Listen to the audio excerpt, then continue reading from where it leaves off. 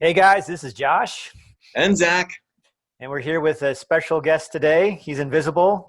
Oh, look at that! He just comes out of nowhere. Invisible child Max. Max, who, as Zach said earlier, is like, "Hey, this is me, younger with hair." So it pretty much is true.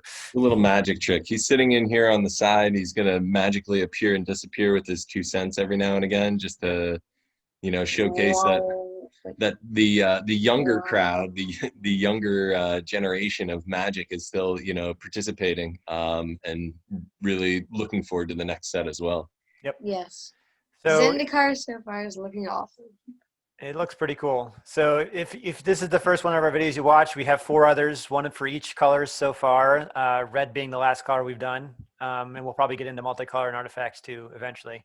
So we're going through each card, evaluating it in both constructed and limited purposes, talking about how spicy it is, rating it from a scale of 1 to 5. On our scale, 5 is Jace the Mind Sculptor, 1 is the Grizzly Bears. So, yes, Jace the Mind Sculptor. yeah. I think at this point too, one of the things that quickly to mention, we had been starting these before the full release of all the previews. So some of the previous ones, we don't have every single card in. So here with Red, this is the full set preview. So the fortunate thing is we're going to start off with all of the mythics, work our way down through the rares, get into the uncommons, and then splash you a little common commentary just to kind of round it out on anything that we find playable, potentially in limited, or, if it's got some combo abilities that you might see, stretching out into constructed. Right. We won't talk about all the commons, but remember, there are commons that make huge impacts. For example, Growth Spiral is a common, so. Right. So buckle up, because here we go. Well, and also, these are just the spoiler cards for the beginning, not the full release of the set. No, we're at the full release now, buddy. What? Yeah. What? His mind just got blown. This is like boom. I was like, wait, spoiler. They're all of them. It's every single one. Yeah. So Zach, what's our first card to talk about? All right, so we're looking at the Leyline Tyrant. Josh and I kind of talked about this one a little bit the other day, and I actually sent him another YouTube video of a gentleman's take on this. Desolator Magic is the guy. Yeah. Yeah, Desolator Magic. He had a really, really powerful feel for this Leyline Tyrant. So it's 2 and 2 red. It's a dragon creature. It says flying. You don't lose unspent red mana as steps and phases end. And when Leyline Tyrant dies, you may pay any amount of red mana. When you do, it deals that much damage to any target. And it's a 4/4. So a lot of we talk about spicy, like this is some real spice to it. This is probably one of the spiciest cards. And again, being in red, I think we're going to see a couple of these things where my spice meter kind of goes way up here. Yep. Our Scoville meter. Yeah, the Scoville scale. There's like steam coming off of my bald head at this point.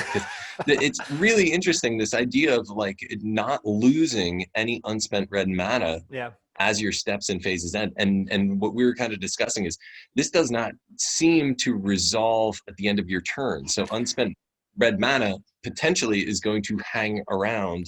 And I actually have confirmation on that. So some of you might remember a card called Omnath. I know it's the original Omnath, and he had the exact same text. Mana does not come out at the end of your end step. So that does carry over from turn to turn. So you could just stockpile a bunch of red mana, potentially. Right. So, I mean, you consider it, right? Here's first of all, a 4/4 flyer for 4.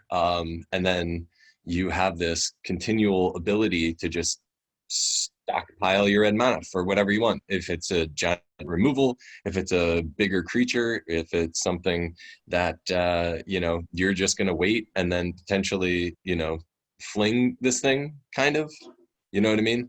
And then pay all that mana to just end the game. So by turn 4, it's a really scary scenario, and it's something that I'm almost 100% people are going to try to break this card out of almost every other card that's been pre-released at this point. So I don't know, and in general, it's a 4/4 flying for 4 red.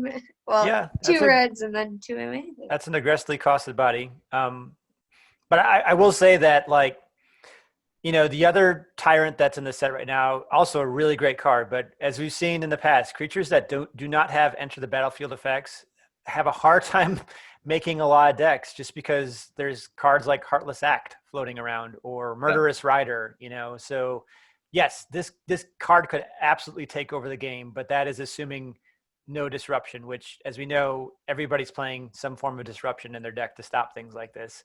So Right.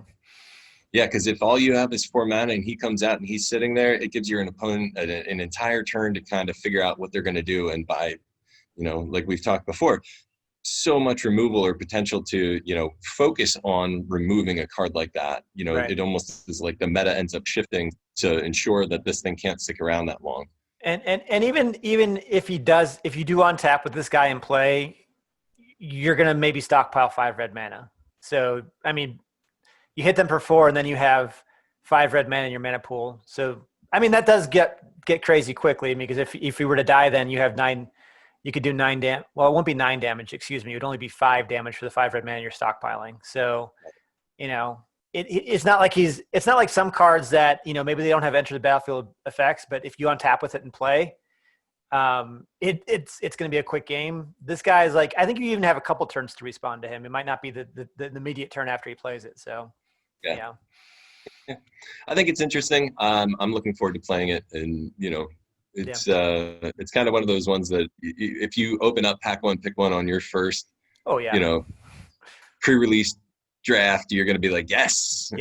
And really be excited about it. Absolutely. But I kind of feel the same way about the next card on the list too. Yeah.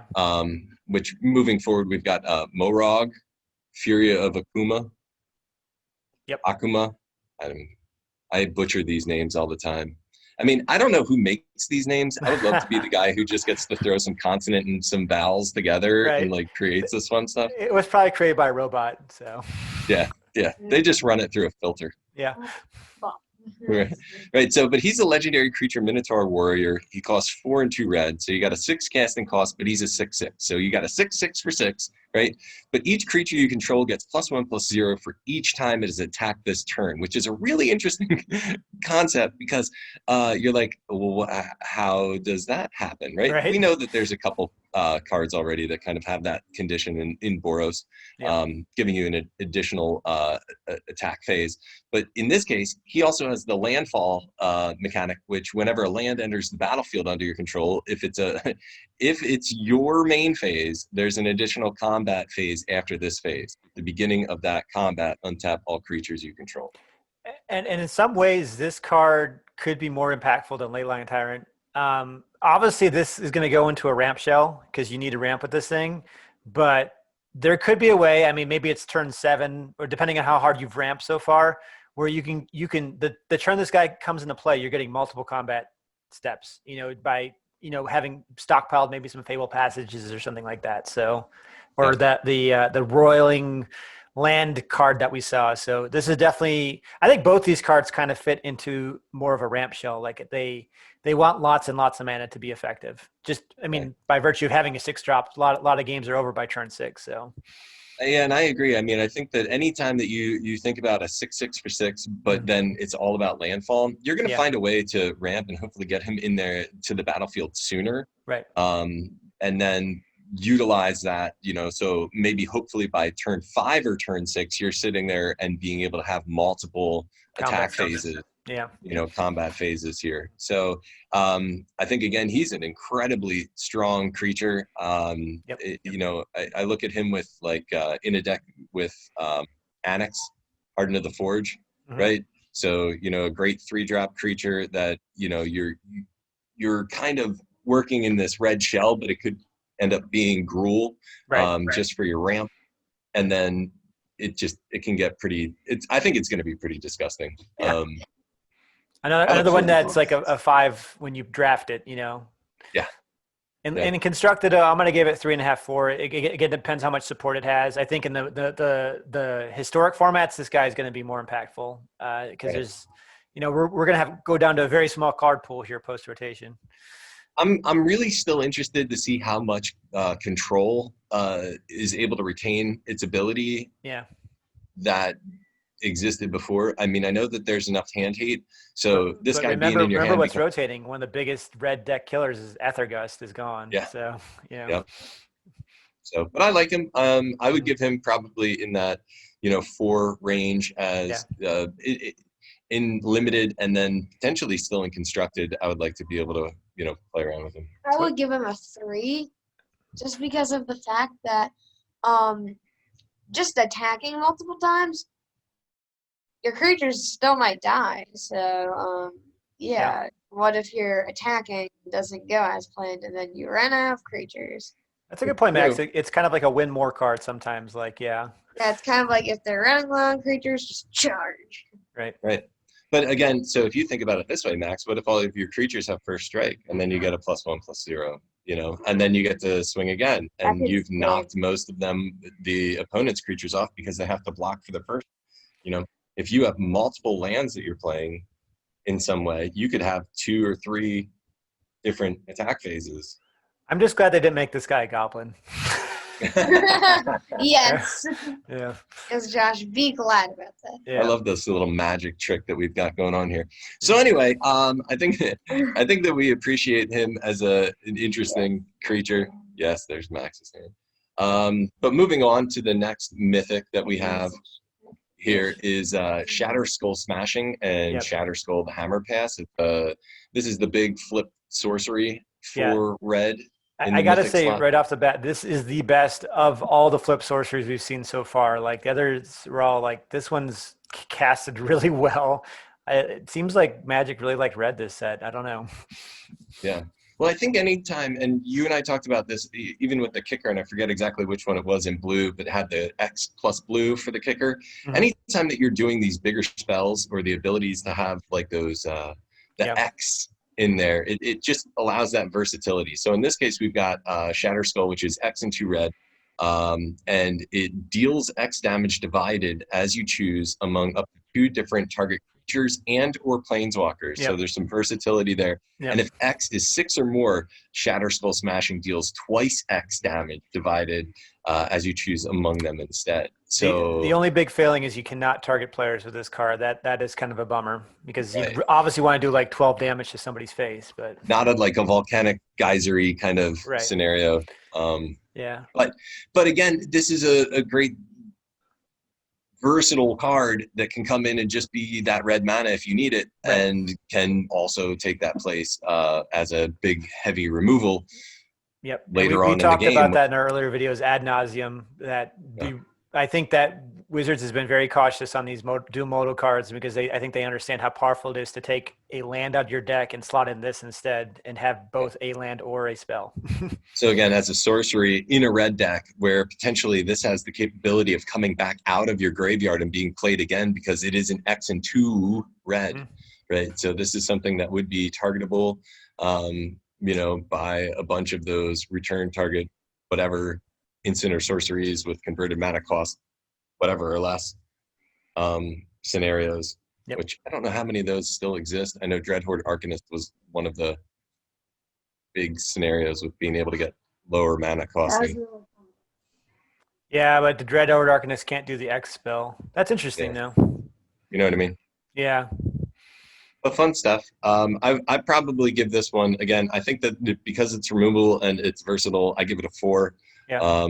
I think that you're going to be happy to see it if you open it in a limited, and I think that a lot of people are going to end up playing at least one copy of this in a red deck win scenario, and potentially in any of your sort of Yeah, really the drawback is not bad to pay through life for a red deck because then you usually have their opponent on the ropes. So, Yeah, I'm with you. I think it's 3.5, 4. So what do you think, Max?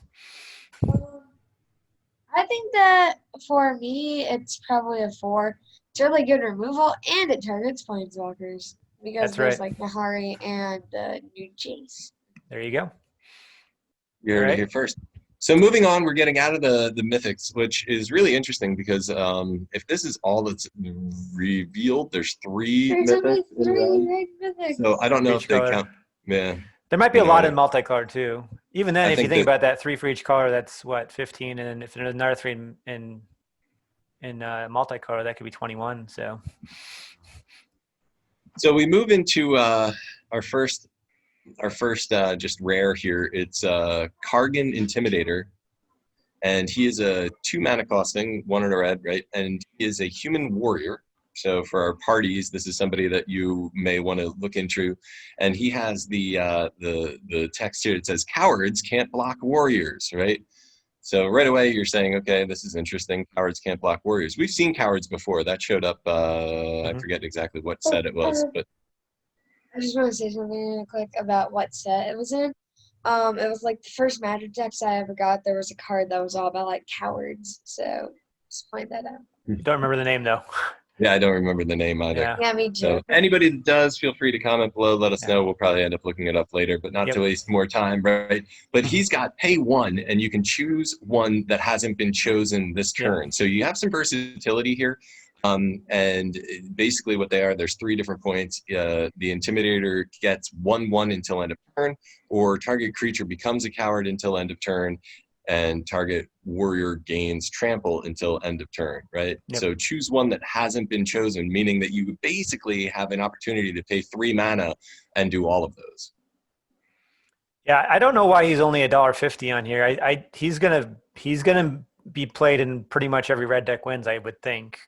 Giving a lot of the stuff that's rotating out, they're gonna need. I mean, like for example, Steamkin. I mean, he's not as powerful as Steamkin, but he's very aggressively costed for 2 mana. To have that, that extra mana to dump into him and make him unblockable potentially, or give him trample and just hit him for that last bit of damage. So right. I mean, I think that's interesting, but as a 3/1, he is still fragile. And then he doesn't have something that allows him to target any of your other creatures. So everything is kind of like on himself, right? Or potentially creating one target creature becomes a coward. So, if the opponent only has 1 creature, like that's fine. But I don't see him as being so super powerful. So, for 1 mana, it becomes a 4/2, and potentially is either unblockable for a turn or gaining trample. And I'm just thinking of a board state where they have, a lot of times this will happen in a control deck where they have like a Uro on the board, and this guy can sneak past the Uro and get that 4 damage. That might be the difference for the game. Who knows? So, no, that's true. I mean, I think explaining it that way kind of helps. But yeah, I mean, maybe he's not. He's no Steamkin. I think he's going to be a role player though. He's gonna definitely see play. So I'm going to give him like a 3.5. Okay. Yeah. I mean, I think it's interesting that it says it can't block warriors. So if you have a deck full of warriors, it's fun for him to be able to go ahead and pay. Right. And if you have multiples of these too, so they kind of gang up on multiple creatures on their side, so you could potentially pay 2 mana. You have two Kargan Intimidators, so that's a thought as well. Yeah. We skipped a Geodrager up there, so you want to go back to that one. Did I miss him? Yeah. So he's a 6 mana for a 4/3 first strike, and he's got a landfall trigger that has it looks like they're making this a keyword now called Goad, but we've seen this before. It's basically forcing your opponent's creatures to attack. And so when this guy triggers landfall, all your opponent's creatures gain Goad, which will be very annoying and limited. I can't find it. Just wait a minute. Yeah, so and then interestingly, they priced him at $10 for 6 mana, 4/3 first strike. I don't know why. I think in limited he's fun, but I don't even see him playing constructed for 6 mana. That's just not very good to me. So yeah. No, I mean, I think it's kind of that same thing. It's an interesting card. Not sure exactly where it fits, but yeah. I'll pick him up in limited all day long, but in constructed, I don't think he'll ever make my deck. That's all I'm going to say. Yeah. All right. Yeah. I mean, moving forward, are you at the Magmatic Channeler? Yes, sir. All right, good, because that's one that I think is worth talking about, right? Mm-hmm. We've got a wonderful human wizard. Wizards already as an archetype are pretty strong, and giving this 2-drop. A lot of good text here, which says, as long as there are 4 more instant or sorcery cards in your graveyard, Magmatic Channeler gets 3/1, right? That's a great boost. Right. First of all, 4 for 2 mana, right. enabling there. 4 for 2 mana. And then the idea of being able to, the next part, right? So it's tap and discard a card, exile the top 2 cards from your library, and then choose one of them. You may play that card this turn. right? So discarding a card gives you an opportunity to help fill in your graveyard to make him a 4/4. And then you also have the ability then to exile the top 2 cards of your library, choose one of them, and play that card, right? So you're digging into your deck to find those things that you really want. Yep. Ta-da! And you probably find something like a Shock or a Wizard's, I'm thinking in historic Wizard's Lightning, things like that. Wizard's Lightning. Yeah. So this guy's going to see play. He'll probably fit right into the red burn shell or maybe a blue-red, an Izzet Wizards deck. I don't know how much support will be in standard for Izzet Wizards now that all the Ravnica stuff's rotating out, but we'll see. Yeah, we'll see. I mean, I think that there's a lot of things with, drawing cards still available that are going to help people to move through their deck. And I think he just kind of fills in that role even more so. So it might not be like a specific Wizards deck, but it's going to be something that people are going to be playing these kind of like roll through your deck, find your burn spells, and start firing off. And kind of, I don't know, it goes back up to that first one that we were talking about for your sorcery, right? Shatter Skull smashing, right? Yep. Yeah, so I give this guy like a 3.5, 4. He's very well aggressively costed. I think he's a very good card. Yeah, I like him too. For me, I would say it's a rank 4, just because say that you have like shocks. Turn 1, you can play shock if the opponent plays a creature. Then turn 2, you can play the Magmatic Chandler. And then turn 3, if you have 2 more shocks, you already have a 4/4. But the chances of that are pretty slim, but still, you can get other cards. Right? Because you have 4, you would only have 3 cards in your graveyard at that point, right? Or which would all be instants. So you still could do it on turn 3 if you had all 4 shocks, but there's also Wizard Lightning and there's also Skewer the Critic. And again, I think these things have to be in historic for this guy to be as powerful. So in standard, he's probably like a 3 because I just don't see enough cards to make him. Yeah, I'm changing my. Yeah.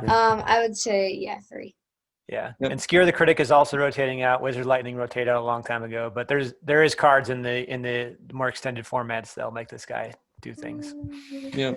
This next card, Nahiri's Lithoforming. I like this card. This is a Josh card right here. Sacrifice X lands. For each land you sacrifice this way, you draw a card, and then you can play X additional lands this turn. The only bad thing is the lands come into play tapped, but it kind of reminds me of Escape Shift.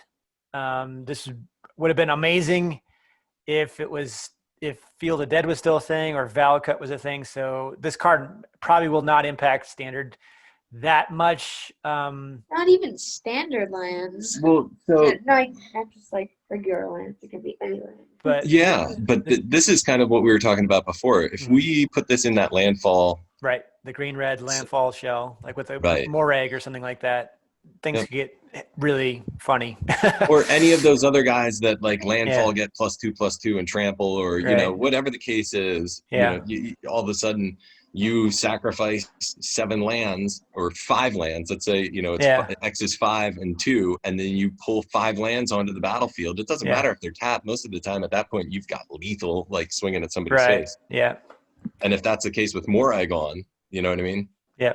I think we'll see play in a landfall standard deck. That's part of the elements of it for sure. So this and that other one that sacks a land and puts 2 into play, same thing. So very cool. Yeah.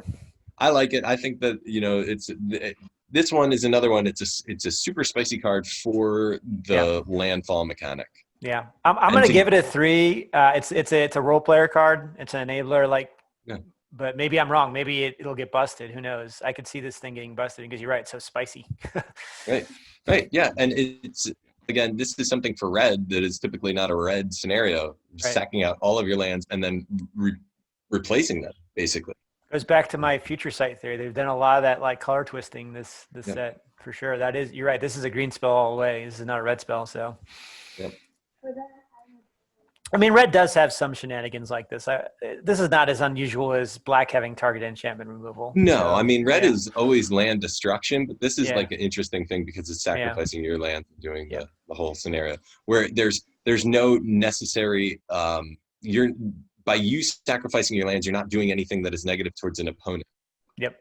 Is what I'm saying. So this is not necessarily a red card in that concept. Typically, if you were sacrificing your lands, it would be like something of an opponent's or do damage. Yeah.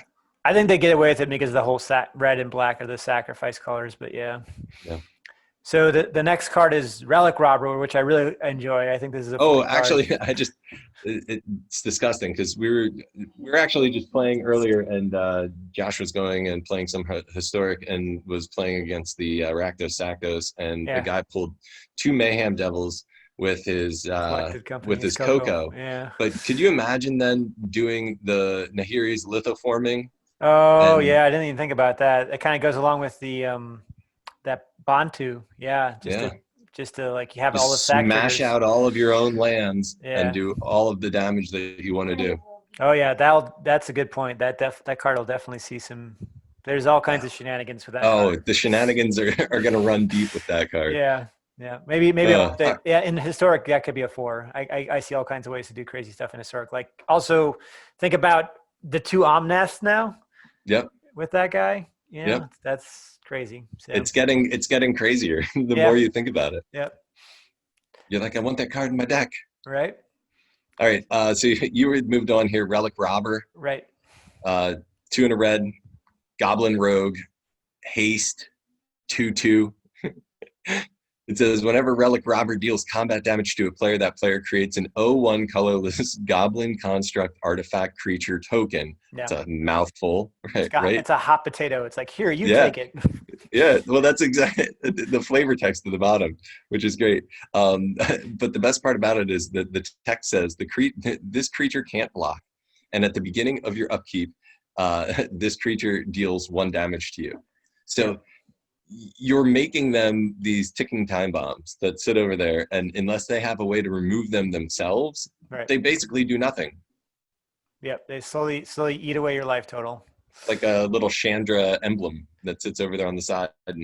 So in a deck that can keep the board clear and keep this guy going through unopposed, he'll win the game. Maybe slower, but like with more consistency too. However, it still dies to shatter this guy, still like shuts this guy down hard. And I don't know if this guy's better than Legion Mob Boss. Legion Mob Boss, I think it's probably a better card than this guy because Legion Mob Boss didn't even have to connect to send that goblin in, so he's kind of iffy. I'm going to give him like a 3 because he's got so much setup. Everything has to work right. But 3 casting costs too for him is a little bit more, for the 2/2 haste. I mean, everything else looks great on him.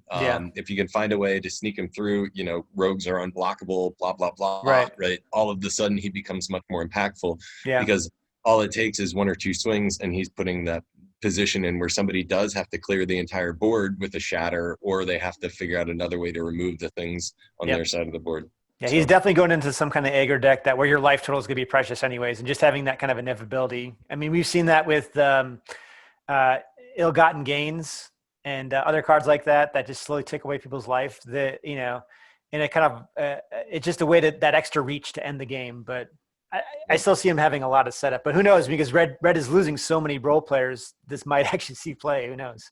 Yeah. Yeah. Totally interesting. Yeah. Interesting card. Yeah. So what do you think, Max? What are you going to give this thing? Max left the building. Oh, Max, he's there's no hidden head over here anymore. Can't tell. That kid is like a ninja. He just vanishes into the darkness. He's a rogue. So we'll move on. Maybe he'll come back and throw in his 2 cents. Yep. I am a rogue. Oh, look at that! Snuck right back in. So moving on though. Colorless. Roiling Vortex. It's a 1 and a red enchantment. It says at the beginning of each player's upkeep, Roiling Vortex deals 1 damage to them. So this is an equal opportunity pinger. It says whenever a player casts a spell, if no mana was cast to cast this spell, Roiling Vortex deals 5 damage to that player. And then it also has pay 1 red, your opponent can't gain life this turn. Wow, that does a lot of things. One of the most annoying things is your opponent can't gain life this turn. I don't like this card one bit. Right. So for 2 mana, basically you're putting a life gain stopper on there, like Tybalt would do as the Planeswalker, enabling a complete shutdown of any of those life gain decks. Again, it is still only an enchantment, and of course, if you're going against the life gain deck, they have lots of removal for enchantments. If you're in white or green, Yeah, I think I wonder if they printed this for. This is one of those things where they printed it to stop some sort of legacy deck, maybe like a deck that uses Phyrexian mana. So you want to get your free spells on, like a misstep or any of those things that cost 2 life, and suddenly you're paying 7 life to play that spell. Oh yeah. Yeah, Yep. that's pretty brutal. So it might still come out of the sideboard against certain decks in constructed life gain decks that run Uro that really, really depend on that through life to just stabilize. But it is annoying to have to hold up the red mana to trigger this too. Yep. So I don't know. I'm going to give it a 2.5. I agree. I don't think it's anything super exciting. I probably give it a 2. Again, I don't see it fitting into a deck specifically. I think in a 2-drop slot, you're probably not going to want to use this. And if you do have it in the sideboard, you're probably getting rid of potential removal or something that's going to go directly to somebody's face and do more damage than trying to set yourself up. Right. The deck I'm thinking about I'm just thinking about a really janky deck that uses this and the new Black Shrine, like just enchantments that just slowly ping people to death, and then like a bunch of removal. Who knows? Yeah, maybe. I mean, again, the idea of like a Gruul enchantment deck is still a possibility. That with Setessan Champion still in play, there could be a complete reimagination of what that deck looks like. Yeah, because enchantments are still huge, trigger off all of the constellation stuff. Yep. This might be something that finds a home there. But I don't see it as of right now. Maybe later on when you see what the new meta looks like, you might find that there is definitely a home for it. Yep. Moving on. This next card is absolutely bonkers, man. This is the new Gruul spell, whatever it's called.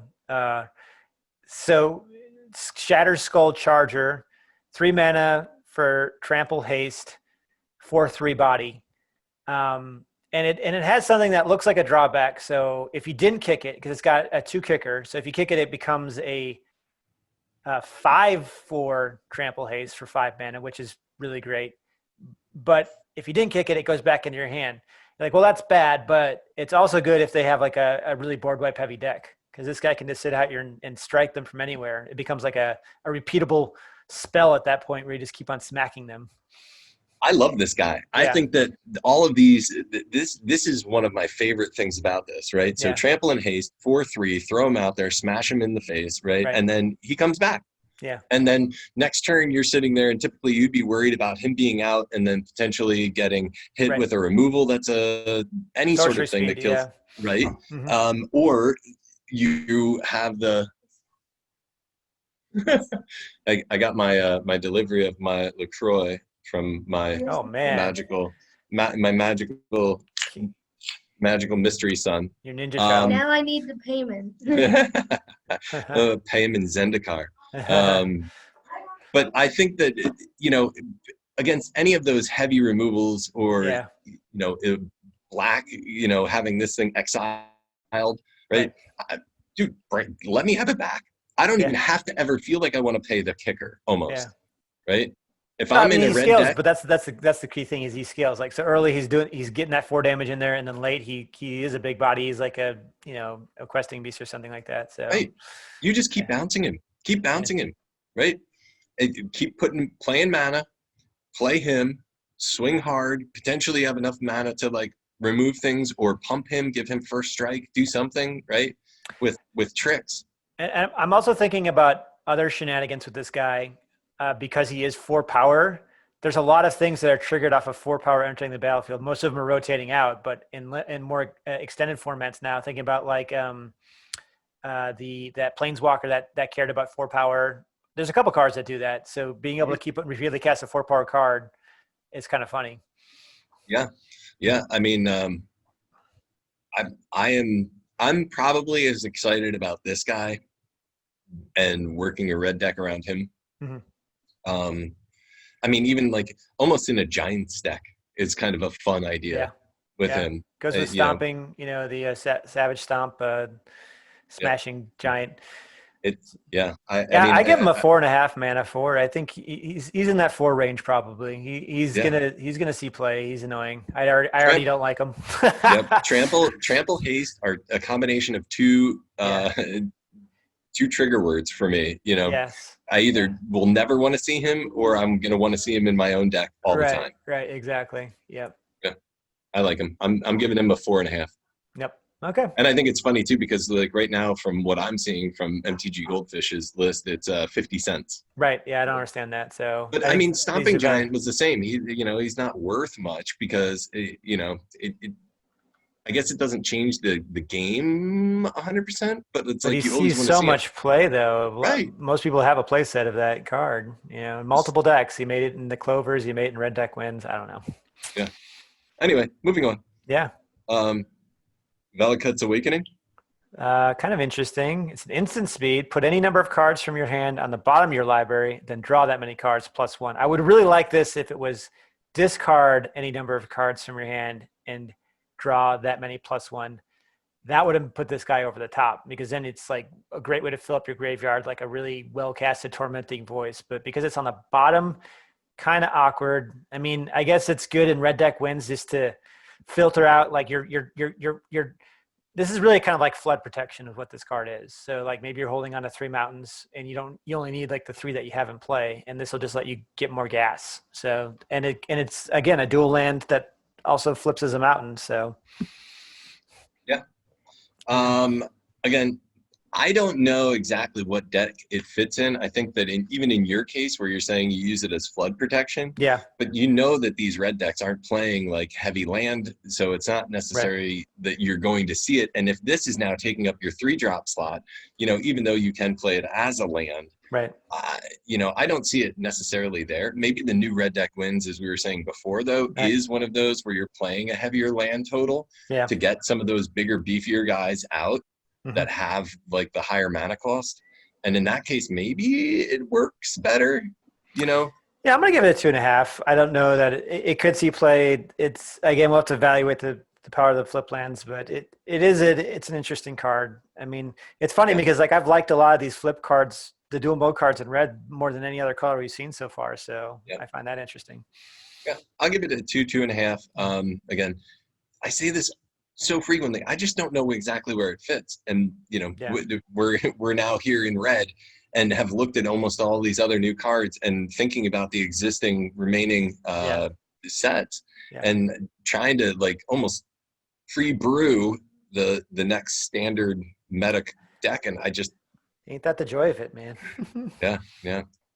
So moving forward, we've got another Bellicott. Yep. It's the Bellicott Exploration, also costs 3. This is the enchantment, and this is the landfall. Whenever a land enters the battlefield under your control, exile the top card of your library. You may play that card for as long as it remains exiled.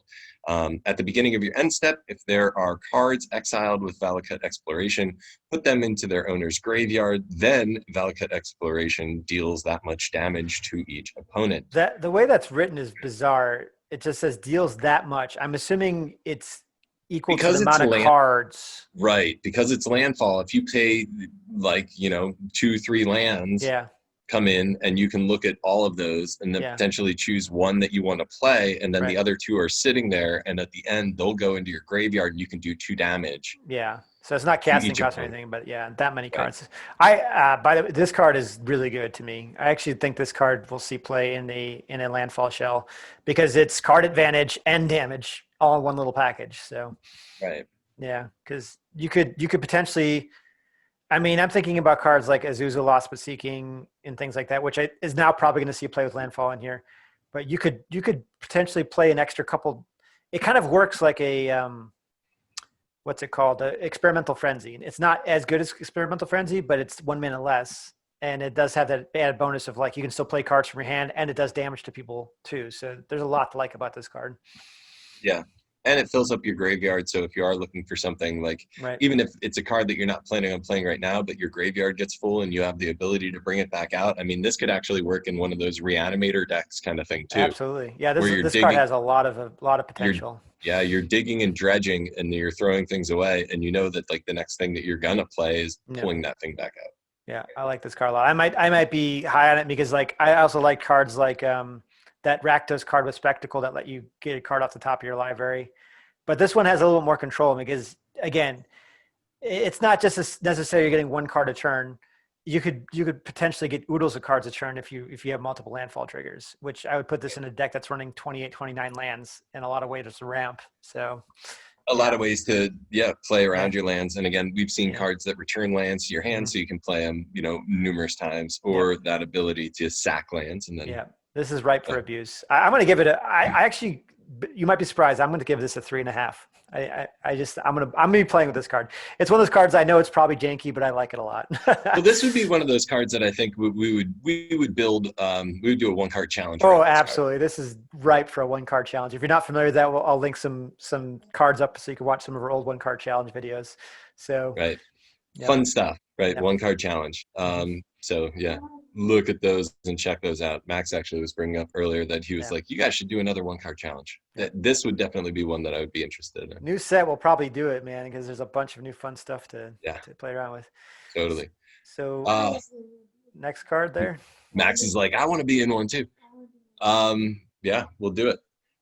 Next card, Wayward Guide Beast. This is a very interesting card too. This is a 1-drop red. He's a 2/2 with Trample and Haste. Trample, Haste, 2/2 for 1 red mana, right? Yeah. So if that's not interesting enough though, Wayward Guide Beast, whenever Wayward Guide Beast deals combat damage to a player, return a land you control to its owner's hand. Well, here's the difference, right? You're returning your own land. So turn 1, right. Yeah. Max reading the text and realizing, play this turn 1, you can do the damage, but you don't have any mana still on the battlefield if it does damage. Right. Yeah, I think that this card is a ramp card in the shell of an aggro card, and I don't know if it does either really well. So it's a card, I think it's a card where you want to get multiple landfall triggers, but it's too small to be in a higher casting cost kind of deck. I just don't see how you can work this card. It's just so awkward because a aggro deck does not want this. It does not want to, turn 1, you slipped in 2 damage and then you're back down to 0 lands. That's really hard to recover from, So it's just I don't get this card. I'm going to give it like a 1.5. Come on. Yeah, I mean Max has something he's thinking here. So isn't there a card that's like you can play as much land? Zach's a little muffled. I don't know if he can move his. On like a turn. There you go. What's that, Max?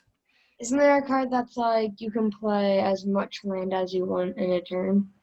I don't know. There's cards that like Azuzu Lost But Seeking that lets you play extra lands a turn. There's no card that lets you play unlimited lands per turn. Not in standard anyways. There's a card called Fast Bond that did that, but that's like it'd be really fun playing Wayward Guide Beast, attacking, and then like maybe attacking again using the 6/6 one. Yeah. And then being able to just combo that over. Oh, that's a thought. If you could do multiple lands, that's an interesting little loop there. Yeah, yep. I think that's where this card's going. It's not going in a straight aggro deck. It's going in a ramp landfall deck. But it's hard to connect with a 2/2 when you're trying to ramp too, because it's just I don't know if it's going to make that play. Right. I think that it's the same thing. Like he looks really cool as like a turn 1 getting 2 damage through, but then as soon as you take that land back into your hand, you feel that sense of disadvantage. So next turn you don't have the capability because you have to play 1 land before you could ever even think of casting a spell that's would even allow you to play a second land if you can cheat another one in somehow. Or a creature. I mean, it's not like Llanowar Elves where it comes in. You're not being able to put that mana generator onto the battlefield. You almost never want to play this on turn 1. The drawback is too steep. The drawback is way too steep. Yeah. So then it is that case where it only makes sense later on, but then it doesn't scale because now it's just a trample with haste that's a 2/2. Right.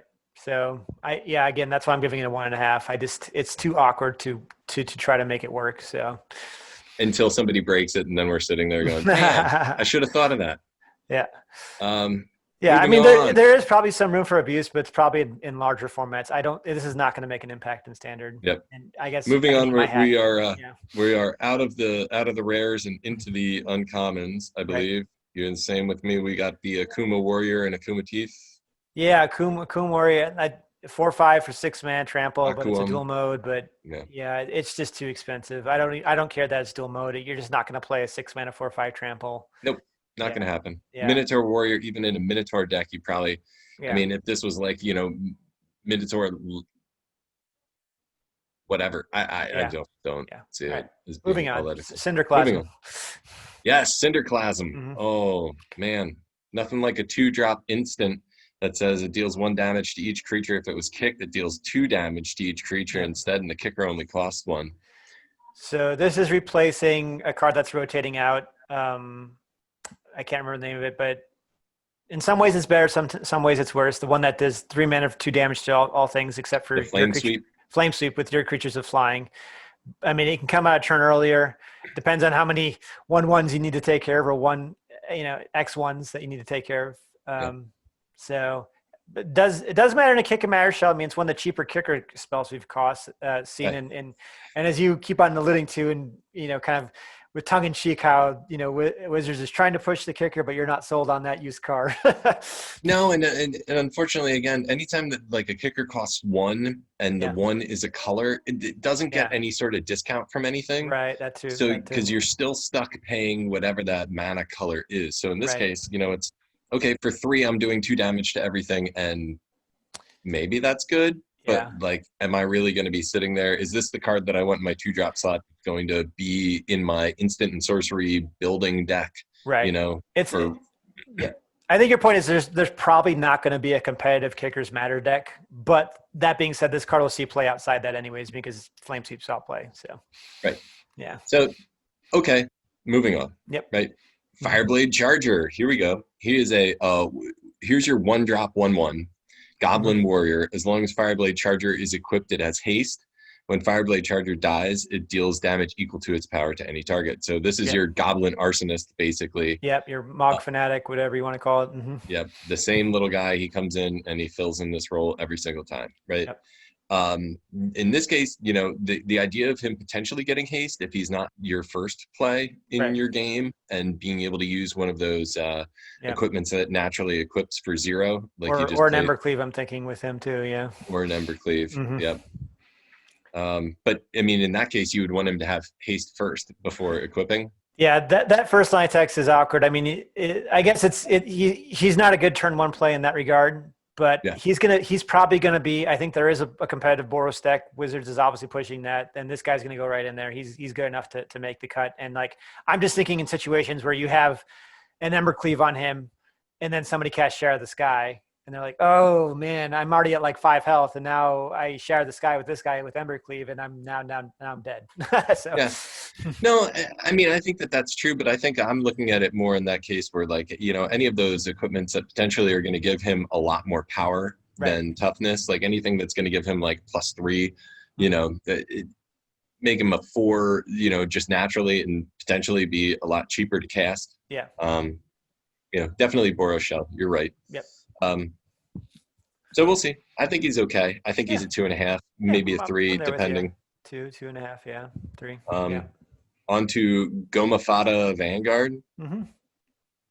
It is a human warrior. We've got a 2-drop. Whenever Gomafada Vanguard attacks, target creature an opponent controls with power less than or equal to the number of warriors you control can't block this turn. He might see play. I mean, he definitely goes along with the Intimidator we looked at up top. That's interesting to have like a warrior deck. So maybe he has potential. I don't know. He's okay. I don't know. I look at it like it's a little bit more than a bear, so maybe a 1.5. There you go. Right. That's about it. Yeah. And is it target creature? So it's only one creature. It'd be if all creatures and like all your warriors are just getting through, but assuming you've gone very wide with warriors. Yeah, he's a little awkward. To enable. All right. Moving on. Grotag Night Runner. 2 in a red. He's like an overpriced robber of the rich is what he is. Yeah. Yep. So this is again, and moving in that rogues scenario, right? Rogues there are rogues everywhere. Right. It's like this entire set is rogues. Yeah. Like every third card is a rogue. That's how I feel. Yep. In almost every color. So yeah, whenever Grotag Night Runner deals combat damage to a player, exile the top card of your library.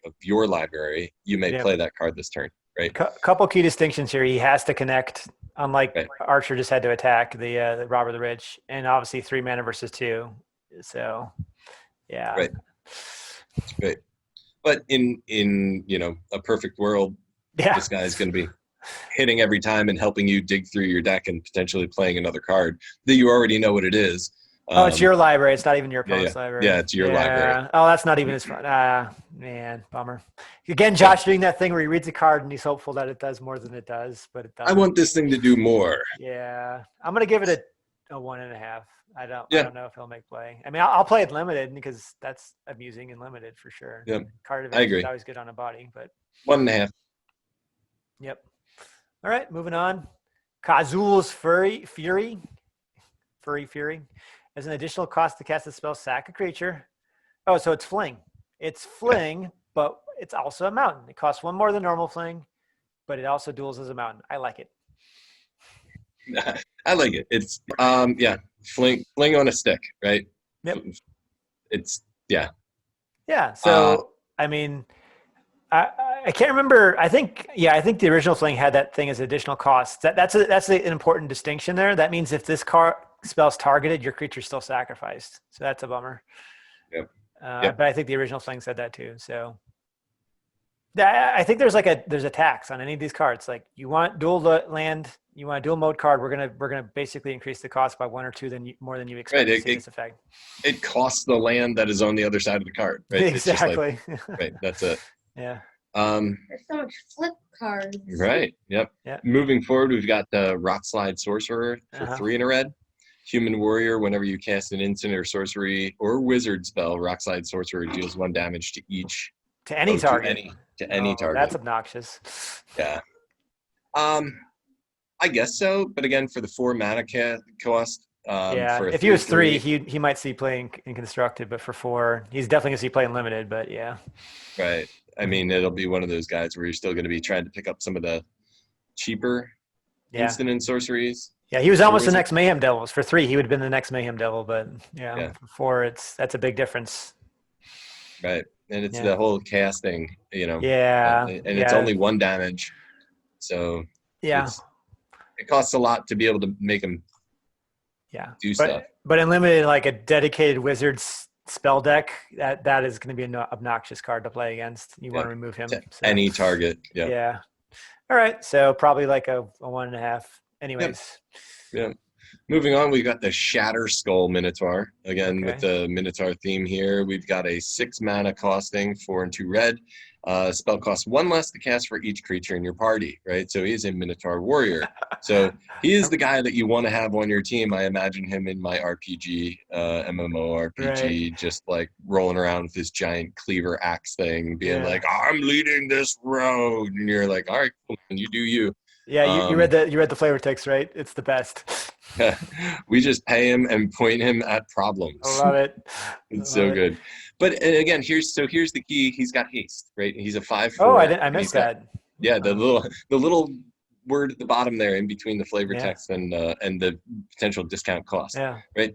So let's say that you have 3 creatures in your party already. He costs 1 and 2 red, and he's a 5/4 with haste, right? Yeah. So we always talk about the floor and the ceiling, and this guy has a great ceiling, but the floor's not terrible. It's not terrible. Yeah, it's not the worst. A 5/4 with haste for 6 is still that's bad. almost on cost. I mean, it's like maybe 1 extra, but uncommon, right? Yeah, he could see playing in a really aggressive party deck. I don't know. I'll give him like a 2. Yeah, I could see him as a 2. And again, I'm interested in starting to brew out those party decks and seeing what works and what does not. So I need to print out a play set of everything. Right. So next we got Skyclave Geopede. Love the alt art on this. All art is amazing on this card. Gotta check it out. Lorenzo Latner Connie. Sorry if I butchered your name, man, but nice artwork, buddy.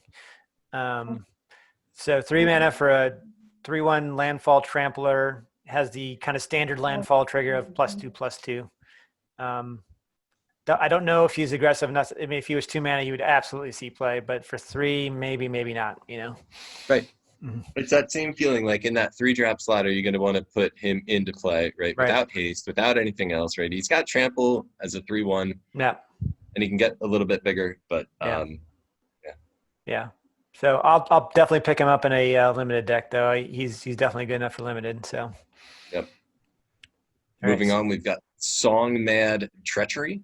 Mad Treachery. It's 3 and 2 red.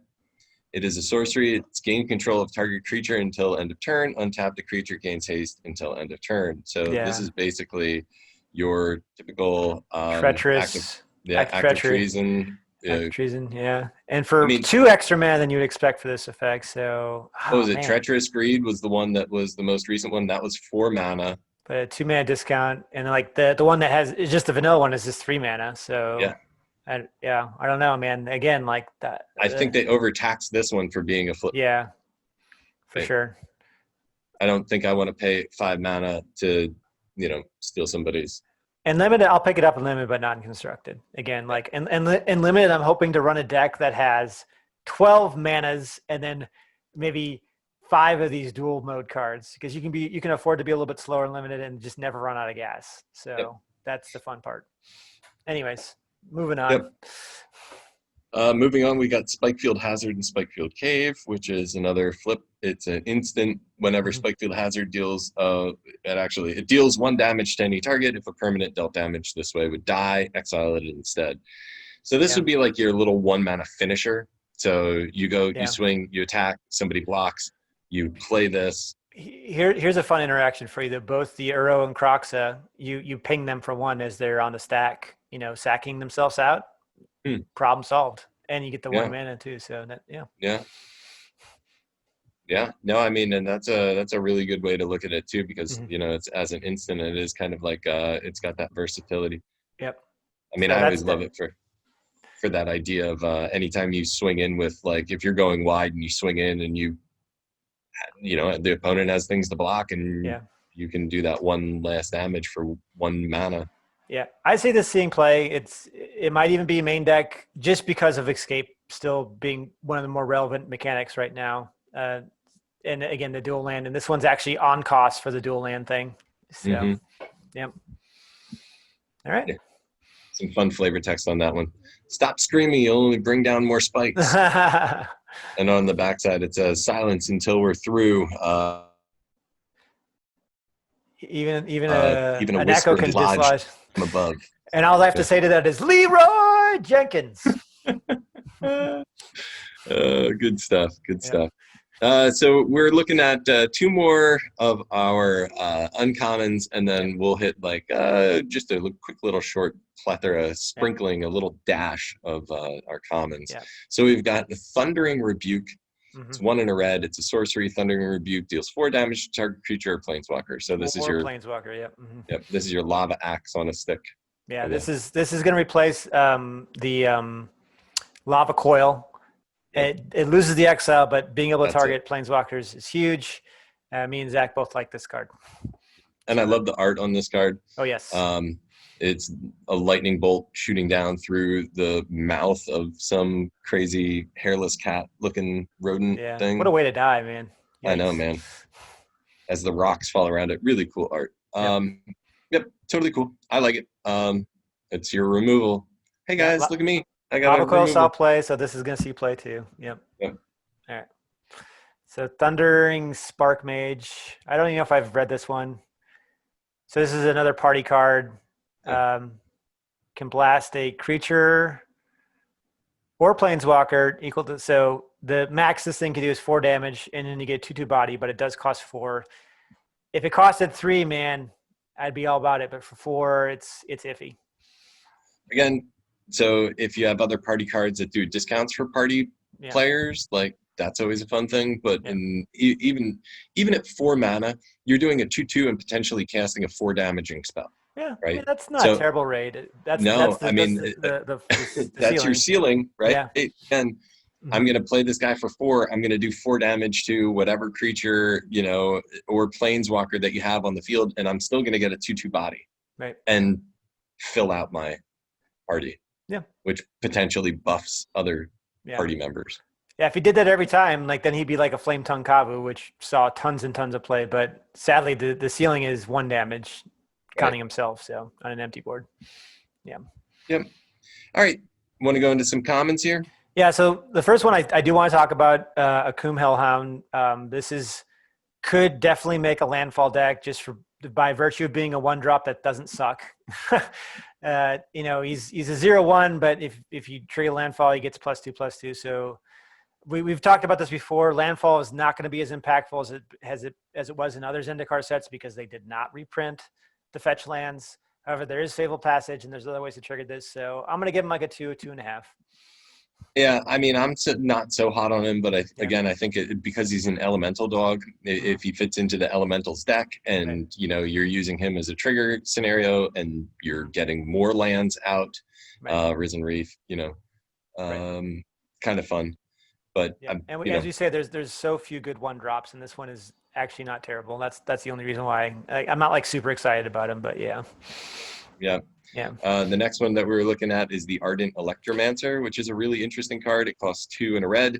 When Ardent Electromancer enters the battlefield, add 1 red mana for each creature in your party, and it's a 3/2. So we were talking about that. Anytime a card actually replaces its own mana cost and even gives you a little bit extra, there's got to be some way to abuse that to make some kind of an infinity loop combo. I don't know if it exists in standard or even in historic, but probably in modern there's a way to abuse this. I'm thinking like maybe there's this artifact that lets you return a card and loop it.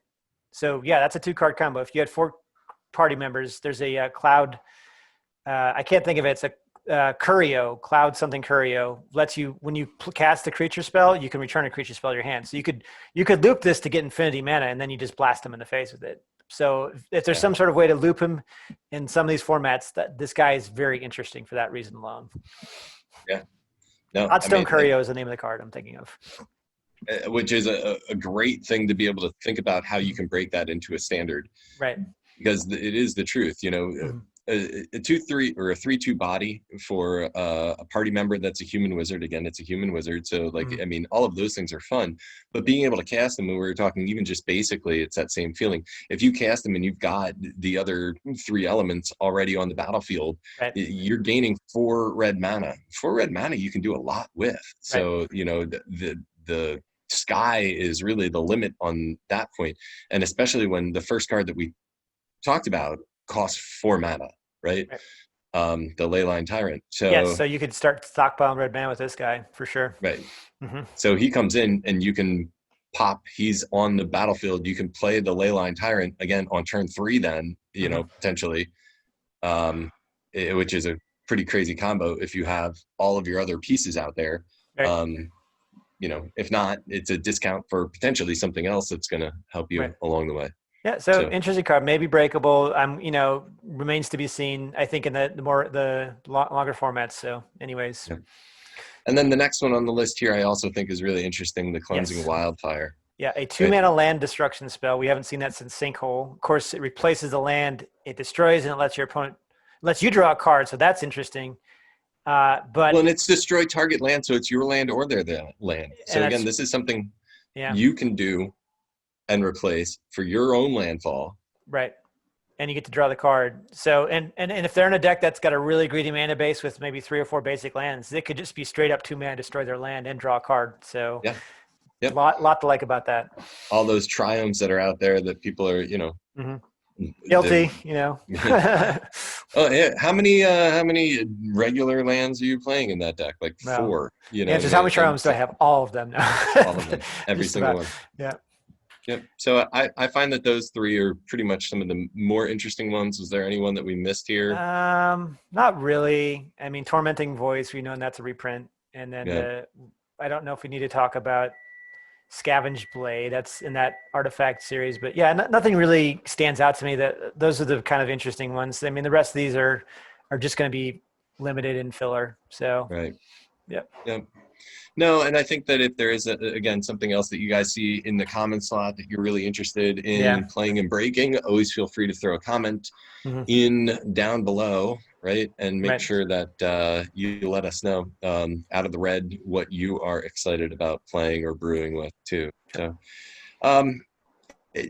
sky's the limit at this point, right? We're sitting, today's the 12th. We've got I guess it's dropping on Arena on what, the 18th at this point, right? So we're 6 days out. Don't forget to subscribe and like, guys. We appreciate all the support. So yeah. All right, stay tuned for the next round. Yeah, same for multi card. Appreciate it, guys. Thanks. See ya.